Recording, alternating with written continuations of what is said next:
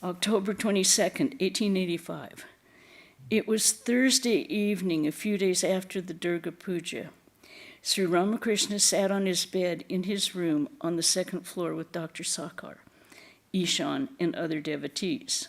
Although Dr. Sakar was a very busy physician, he would spend a long time, sometimes 6 or 7 hours, in Sri Ramakrishna's company. He had great love for the Master and looked on the devotees as his own kith and kin. A lamp was burning in the room. Moonlight illuminated the outside world. Addressing Ishan, a householder devotee, the Master said, "Blessed indeed is the householder who performs his duties in the world, at the same time cherishing love for the lotus feet of God. He indeed is a hero.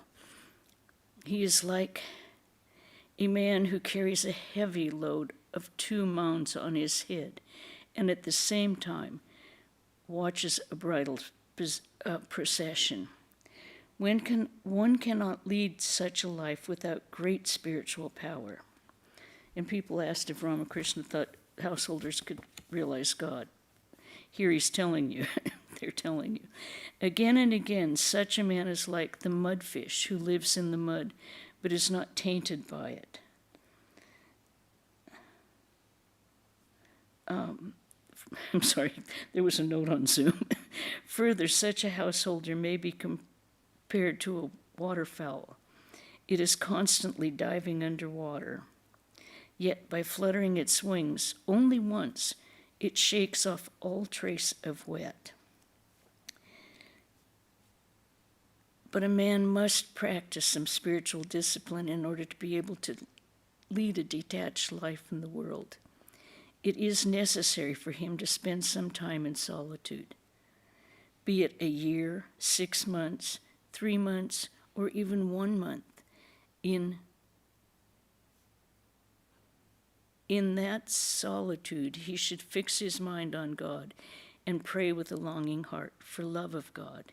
He should also say to himself, "There's nobody in this world who is my own. Those whom I call my own are here only for 2 days. God alone is my own. He alone is my all in all. Alas, how shall I realize him?" One can live in the world after acquiring love of God. It is like breaking the jackfruit after rubbing your hands with oil. The sticky juice of the fruit will not smear them. The world is like water, and the mind like milk. If you put milk in water, it will mix with the water. But first, you must keep the milk in a quiet place and let it turn into curd. Then from the curd, extract butter. The butter you may keep in water. It will not mix, but will float on it. There's a saying that all of the Swamis say to householders, be in the world, but not of it. And I think Swami Chidbrahmananda may be coming, and he can take over. Some members of the Brahmo Samaj said to me, "Sir, our attitude toward the world is that of King Janaka. Like him, we want to enjoy the world in a detached spirit." I said to them, to live in the world in a detached spirit is very difficult. And I see Swami Chidbrahmananda is here now, so let him take over. I've got the wrong glasses on, as you can tell. I have the wrong something on. I'm not sure what it is. But I'm right here. all right. Okay.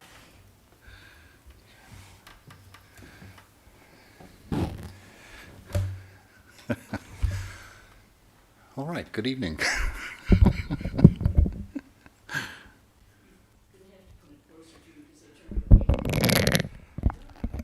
Mic in is still really high. You gotta put the mic in. All right. So we're continuing on with the Gospel of Sri Ramakrishna. We're on Sri Ramakrishna at Syampakor, page 856. Some members of the Brahmo Samaj said to me, Sir, our attitude toward the world is that of King Janaka. Like him, we want to enjoy the world in a detached spirit. I said to them, to live in the world in a detached spirit is very difficult. By merely saying so, you cannot be a King Janaka. How much austerity Janaka practiced, how long he remained in one posture with his head down and his feet up. You don't have to practice these extreme disciplines, but you need sadhana, so that you should live in solitude. You may lead the life of a householder after having attained divine knowledge and love in solitude. Milk turns into curd only when it is not disturbed. The curd does not set if the milk is often moved from place to place or is too much disturbed. On account of his detachment from the world, Janaka was also known as the Videha, that is, one free from the consciousness of the body. Though living in the world, he moved about as a Jivan Mukta, a free soul living in a body. But for most people, freedom from body consciousness is something very far off. Intense spiritual discipline is necessary. Janaka was a great hero. He fenced with two swords, the one of knowledge and the other of work. You may ask, is there any difference between the realization of two jnanis, one a householder and the other a monk? The reply is that the two belong to one class.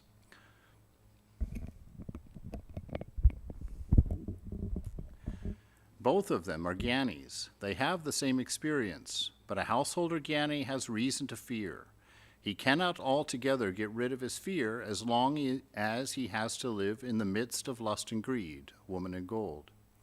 If you constantly live in a room full of soot, you are sure to soil your body, be it ever so little, no matter how clever you may be.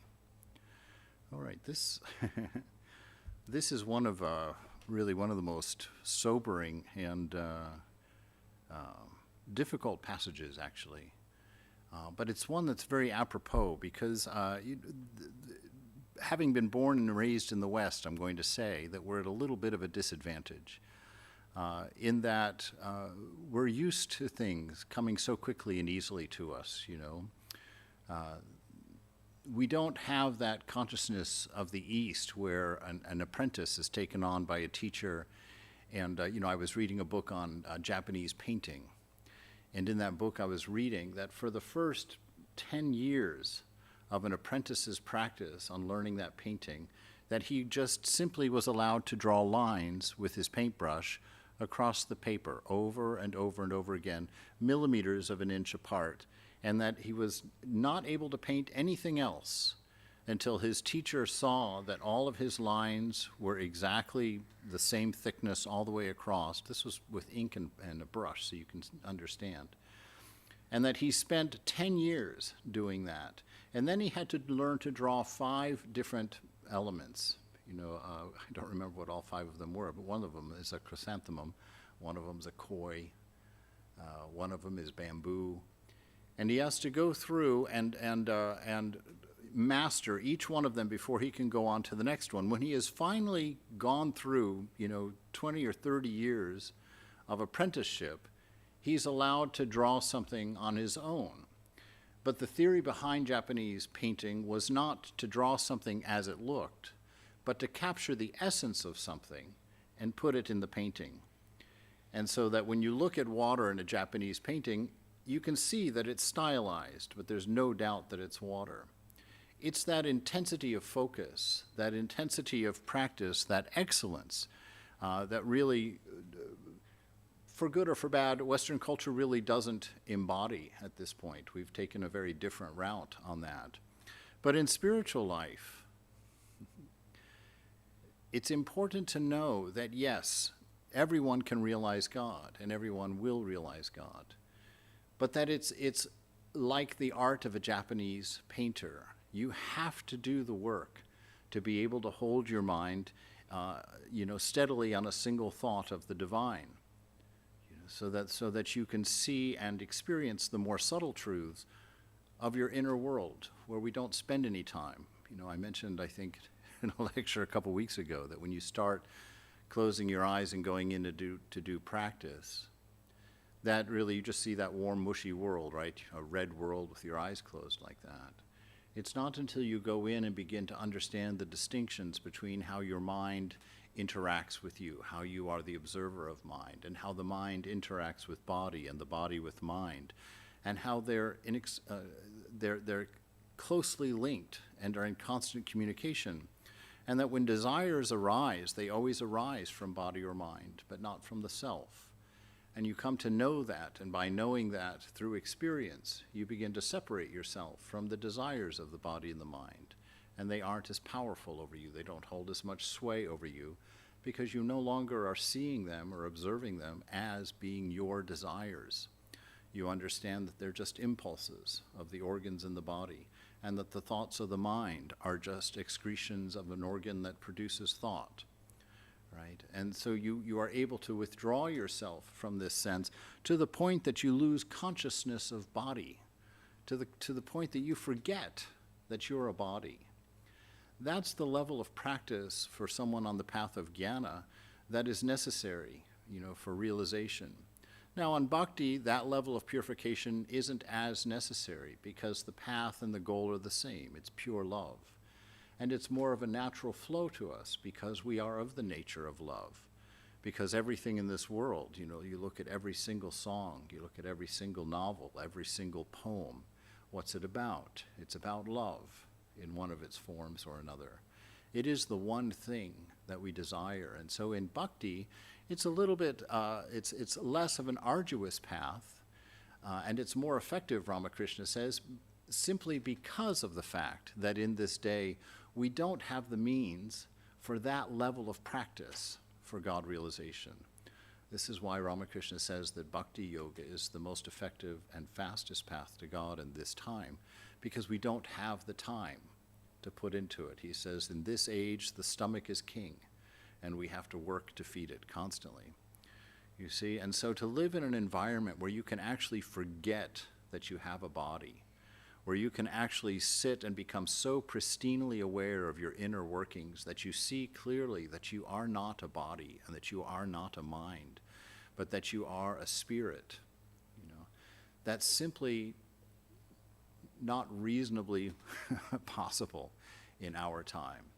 And so he's saying, especially around the ideas of Advaita, because everybody loves, especially in the West, we enjoy Advaita Vedanta, we enjoy that philosophy a great deal. And it's a great deal of fun to talk about. It's very satisfying to the intellect to get into it.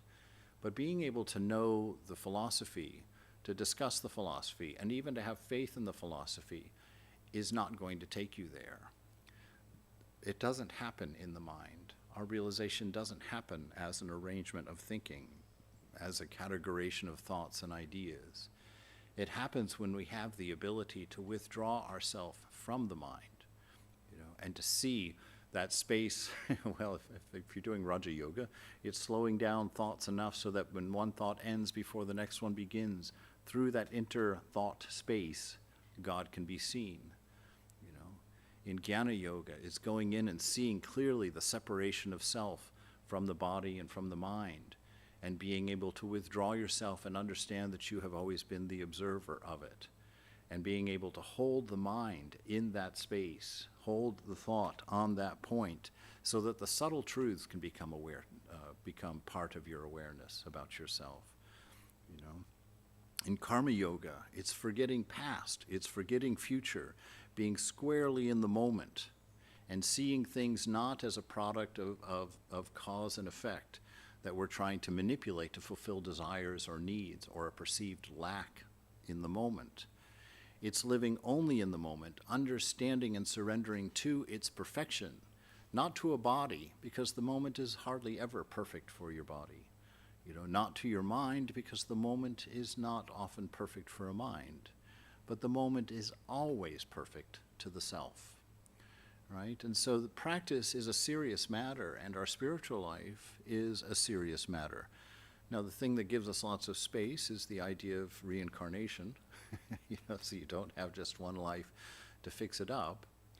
And you don't really need any more of those lives if you can focus all of your desires on that one singularity, on that love of the divine, that love of the nature of the self, to find all of your contentment simply in your being. If you look for anything outside of yourself as being necessary for your fulfillment in this life, for your contentment as a person, then you are beholden to that. You are a slave to that, right? And the odd thing about that arrangement is when you identify with body and you identify with mind and you run after those desires, in that state of delusion, the definition of freedom becomes the ability to do whatever you want. And that feels like freedom because you believe you're the one who wants it. You believe it's your desires that you're running after. But after you have realized God, or after you have done this sadhana, this work inside, you come to know that you had no desire, that this moment is perfect to the self, to the soul, that you are not in this dream, but this dream is within you, that you are the whole, right, and that you are complete. It's like when we come to that level of knowledge, then we have our freedom. Now in Bhakti Yoga, much of that is taken care of because what happens in Bhakti Yoga is you have this idea of yourself, which is inadequate, untrue, that you're a body-mind person, separate and apart from the whole. And you have an idea of God, which is also imperfect and drawn up from a misapprehension of what God is or what the nature of the divine is. And you place this in front of you within your heart and you sit there and you worship that. And you sit in the presence of that, constantly repeating that name, which brings the form, because name and form can't be separated. So the presence of God, the name of God, they're the same. And as you repeat this name with the image of your beloved, your chosen ideal in your mind, what happens is very magical, actually. What happens is that God begins to form between your inaccurate vision of that and your imperfect vision of yourself, and that love, which is God, that is now developing between both of these inaccurate perceptions or constructs, that is the thing that expands and absorbs into itself you as the meditator, you as the lover of God, and your idea of God, that has, even though it has continued to expand as you grow, which is why the love increases between you, both of those elements gets absorbed into that singularity of love, which is that which is what binds us all back into that unity, that brings us back from this separation, this idea of being separate from everything else. And so Ramakrishna here is just saying, look, when you talk about realizing God, and you talk about wanting to be like Janaka, you're still talking about wanting to fulfill your desires as the primary reason, and being like Janaka just seems like the easiest and most straightforward way of doing it without getting your hands dirty, right? But there's no understanding of the austerity and the efforts and the discipline of a King Janaka, who realized God as a king, and our condition. Because Janaka did not have his vision or his eyes set on achieving desires and things that were the results of actions in this world. He didn't start his quest with that. He started his quest for God and God alone and was willing to pay any price for that, got that, and then lived his life as a householder, served his subjects, took care of his kingdom, grew in his righteousness and so forth. But for us, we can't use these ideas in a subtle way of giving ourselves permission to live the life we're living, and then also fool ourselves into think that that's enough, we're just going to realize God from that, right? It's like, I always tell people, if you want to know how you're doing, Vivekananda only gives us two possibilities. He says, if you want to know if you're spiritual or not, answer two questions. Am I unselfish? Am I loving?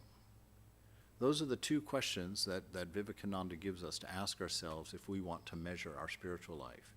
He says, to the degree that you can say yes to those two questions, to that degree, you are spiritual, right? There's no others, not how many scriptures you know, not how much Advaita you understand, not how much you've memorized, not how much you can chant, not whether you've done your Sanskrit or not, none of those. It's, are you unselfish and are you loving? and that this is the number one focus of our life. Ramakrishna has said many times in this very book that we're reading that the very point of your being, the very point of life, is God realization. And what Ramakrishna is setting us up here by really giving us a reality check is he's saying, look, all I'm saying is that if I followed you around today with a video camera, unbeknownst to you, and filmed your day from the moment you got up until the moment that you go to bed tonight, and I showed that to a stranger, would that stranger look at that life and say, look at that? That person's one goal in his life is self-realization. Look at that person's day. The very point of that day is so obviously unselfishness and lovingness. Then you can sit and say to Ramakrishna what these men said beforehand. Yes, but we want to be Janaka, and we want to the world, and we want to realize God also, right? And so he's just giving us a reality check.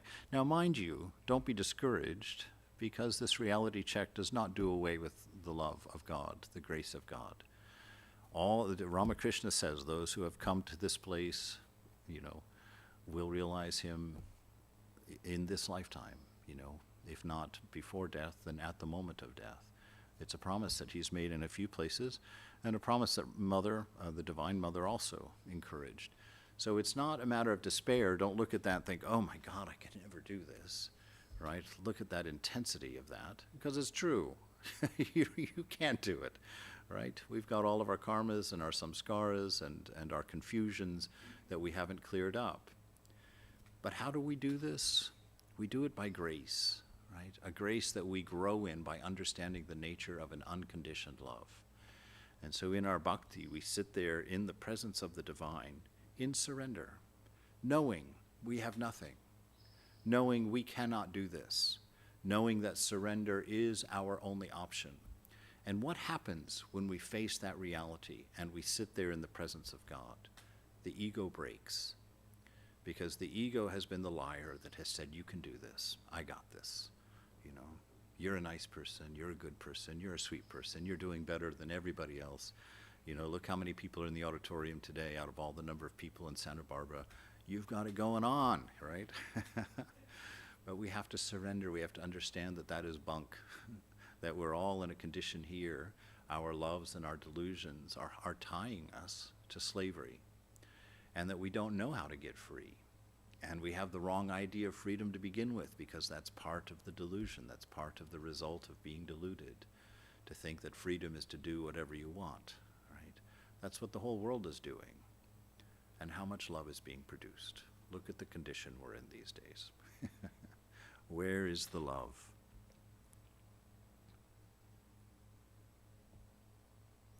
After extracting the butter, if you keep it in a new pot, then there is no chance of its getting spoiled. But if you keep the butter in a pot where curd has been kept, well, then it is doubtful whether it will be able to keep its flavor. Everybody laughs. And so he's talking about this need for us to spend time in solitude sometimes. Ramakrishna said that for householders in particular, that it's good for you when you can, as often as you can, to get away and spend a weekend, spend a day. Actually, he starts with a month. But I don't think we much, this day and age, it's hard to get a whole month to yourself as well. But you see what he's saying. He's saying spend time getting away from your cell phone, away from your internet connections, and away from your job, away from your spouse, your husband, away from your children, away from all of those things. Why? Because those things are bad? Absolutely not. But those things will never let you forget that you're a body. Those things will never let you forget that you're a man or a woman, that you're a son or a daughter, that you have a relationship and a duty to fulfill. And so every now and then, with intensity, you should take your time to go out somewhere and sit with the Divine Beloved and become intimately aware and intimately related to that divine love, which is at the very center of your being. Find it. Find the space within you where it manifests. Find that by whispering the name of God and feeling, where does the love come from? Where is it forming in me? That's in the shrine of the heart. And in the shrine of the heart, you can find the place of the observer, the witness, outside of mind, behind body, observing the whole triad and aware of its reality. And it's always there. Your realized self is already present within you, but you haven't identified with it because you've identified with the thought of yourself, which lives in the world of a constant flow of thought. And to remind you that in this moment, everything that your senses are showing you is at present a thought, right? Because all of the sensations came through the nerves, came to the brain. Who hasn't seen or heard anything is only getting the information, and then it's creating symbols, a symbol for this, a symbol for that, a symbol for this, a symbol for you, right? So we live in this world of symbols. And so we need time where we can get out and we can see that reality without being forced to live in a deluded reality, so that we can establish ourselves in this knowledge that I am not a body and I'm not a mind. I've never been born, I've never died. I have no need of anything outside of myself for my fulfillment. And I do and live my life as an offering to what?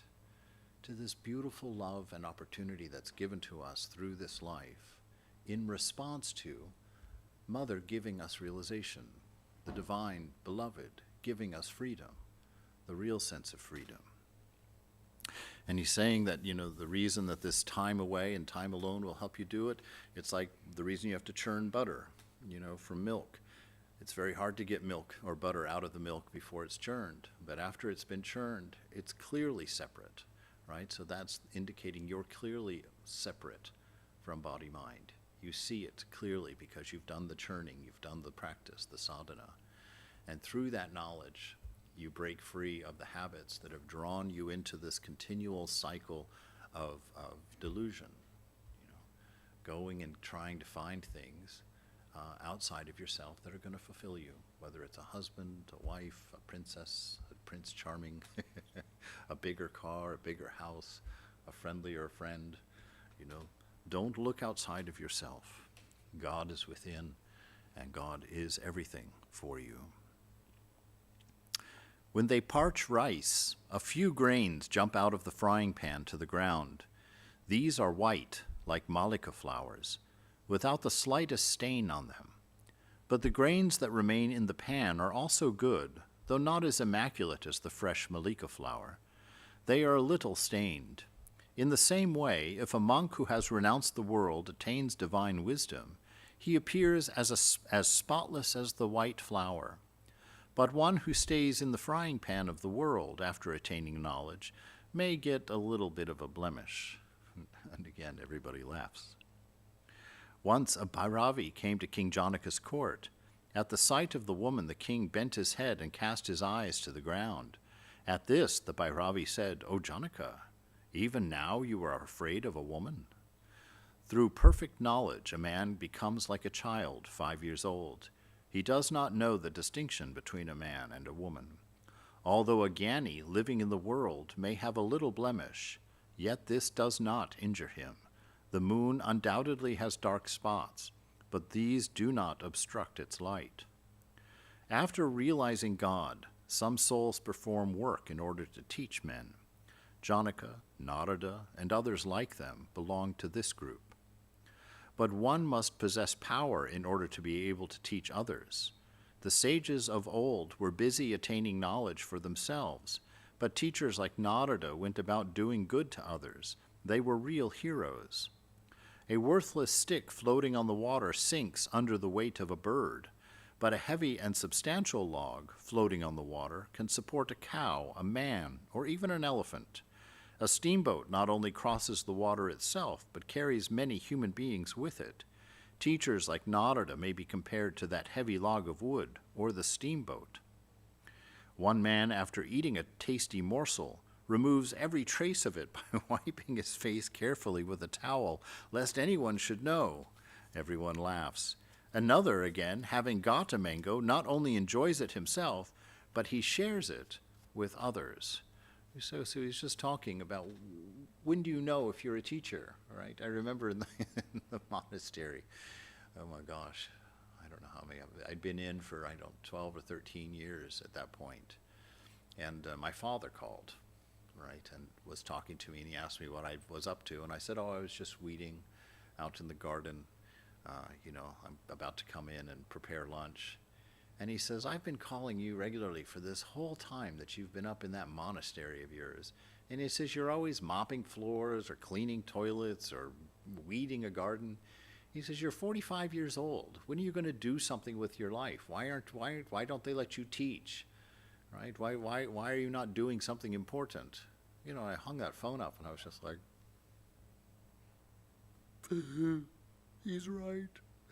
I've wasted all this time. I've become nothing. I'm just a glorified domestic engineer. Right? And so at lunch that day, I sat with Swami at the table and I told him, I used that word. I said, Maharaj, I just feel like a glorified domestic engineer around here. Like I'm not doing anything important. And he said, and where do you think you will go where you will not be that? Which was an angle I hadn't even thought of. He said, everyone in this world is merely a maintenance engineer. They're all just holding it together until the body drops, and then they leave it, walk away from it. He said, so yes, it's true, but it's true for everyone. What will make you different? The love that you will learn to be able to give to everybody equally in this world. The love that you will be able to share, not having aversions and preferences, not discerning by sex, by age, by wealth, by hunger, by job, by any of those things. He says, by learning to do these things with excellence for the sake of love itself. That is what we do. We are not teachers because we proclaim ourselves to be teachers. We are teachers when people come to us for teaching. He says, so you will be a teacher one day when someone comes to you and asks for your teaching. Until then, learn to love. So this is all that Thakur is trying to say to us here.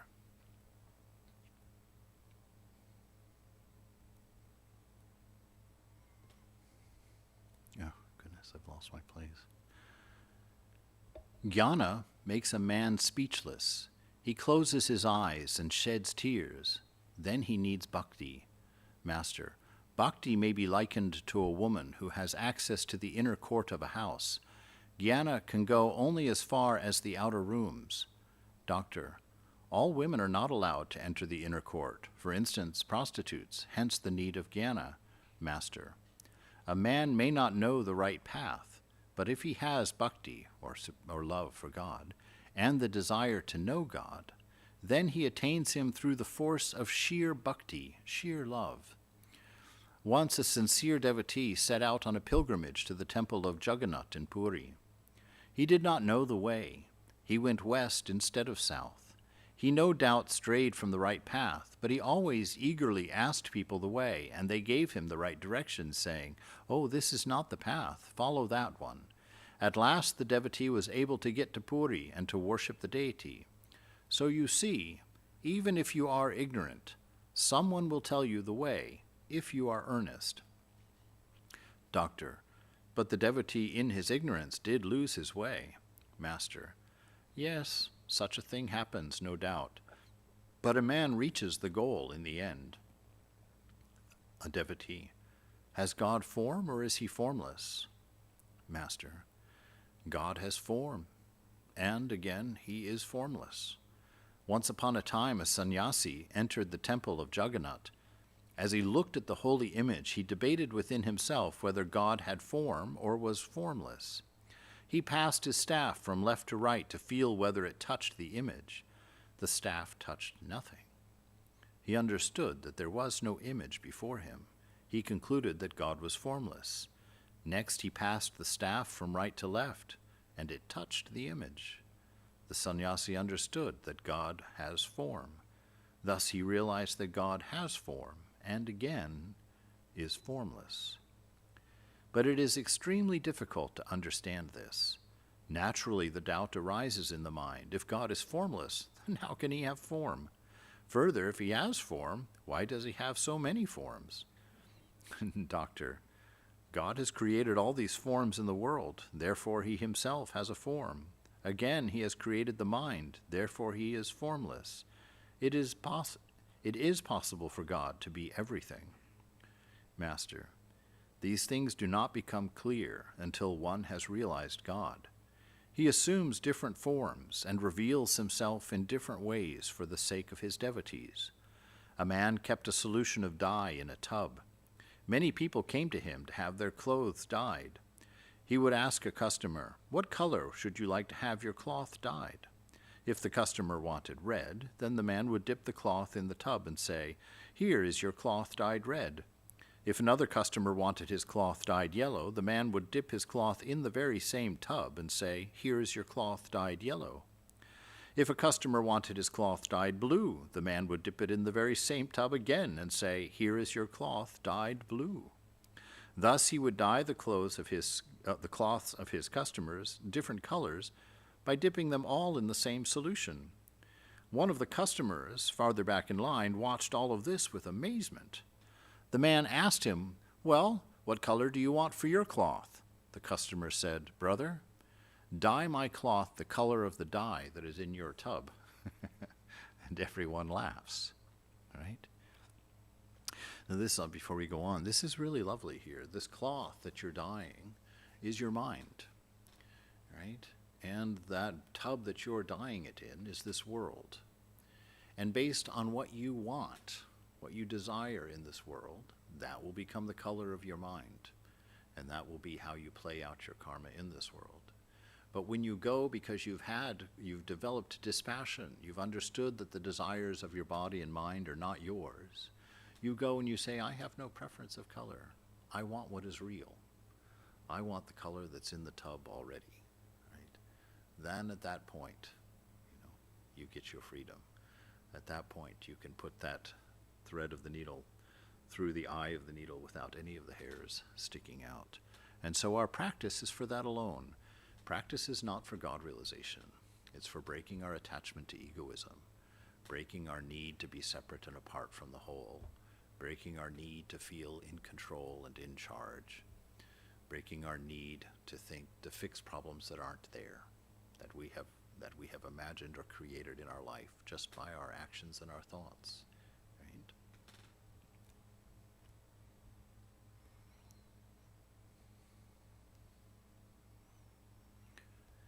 Once a man went into a wood and saw a beautiful creature on a tree. Later he told a friend about it and said, "Brother, on a certain tree in the wood I saw this red-colored creature." The friend answered, "Oh, I've seen it too, but why do you call it red? It's green." A third man listening said, "Oh, no. Why do you call it green? It was yellow." Then the other person began to describe the animal variously as violet and blue or black. Soon they were quarreling about the color. At last they went to the tree, and they found a man sitting under it. In answer to their question, he said, "I live under this tree, and I know this creature very well. What each of you has said about it is true. Sometimes it is red, sometimes it's green, sometimes it's yellow, sometimes blue, and so forth. Again, sometimes I see that it has no color whatsoever." Right? It was a chameleon, an animal that was changing its colors. And so this is a talk about when we approach religion, this arguing about who's right and whose religion is true and who knows God and what they say about God. Is it true? Is it not true? And Ramakrishna is saying, look, God is not to be caught in a net. God is not a collection of attributes for you to master, for you to find. That all of this world, everything that you see, yes, is indicative of God. The realized self sees scriptures everywhere that he looks. The realized soul is in a conversation with the beloved through everything that he sees, experiences, hears, tastes, touches, and smells. He's taught spontaneously because he knows he lives and walks in the divine as the divine. He sees the motive of love that is in every person's action. Even if that person is murdering, he knows that love was the first impetus, right? That man loved power, and so expressed it through murder. That man loved strength, and so it loved to get in fights to prove it and feel it, but it's always love for something that causes us to act. And for the realized soul, they become untroubled because they know that this world is dreamlike, that it is God alone that has become everything and everyone. So no one's getting hurt, no one's getting killed, no one's being put out, right?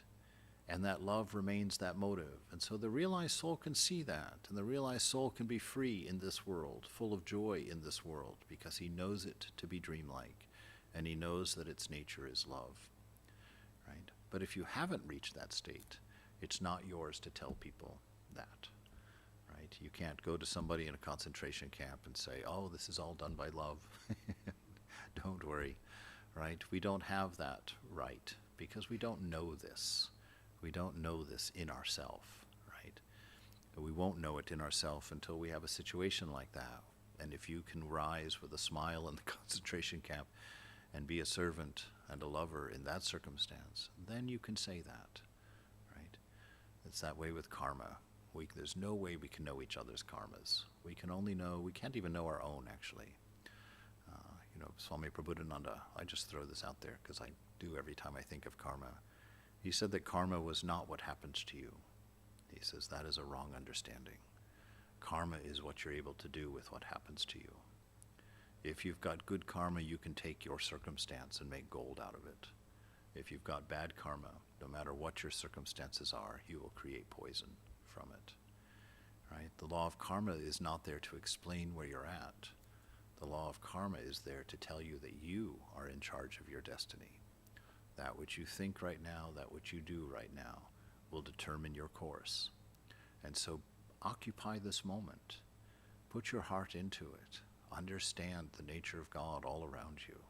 And act through inspiration, not through desire, not through a sense of lack, but act through a sense of fullness, a sense of completeness. Do what you love, because everything you do, you love. Only he who constantly thinks of God can know his real nature, right? He alone knows God that reveals himself in different forms and different ways, that he has attributes and again he has none. Only the man who lives under the tree knows that the chameleon can assume various colors and that sometimes it remains colorless. Others, not knowing the whole truth, quarrel among themselves and suffer. So we'll stop there for the afternoon. Anybody have a question or a comment on anything? I'm going to do announcements otherwise. So we've got some things coming up. I know that it looks like we're going to have Swami Chidbrahmananda from Germany visiting on the 28th, was that? Saturday. On Saturday, okay. During the gospel reading, so this can be okay, and a potluck following. All right. And this coming weekend, Pravrajaka Krishna Prana is going to be speaking on Sunday with the title, Just Do It. Indeed. All right, and then we'll have our classes on Wednesday at 5 p.m., Glimpses of a Great Soul. We had Karma Yoga this morning, so if you were there, awesome that you got to enjoy that. Otherwise, hopefully you're out there living your life. And am I missing anything? Nope. Very good. Go forward.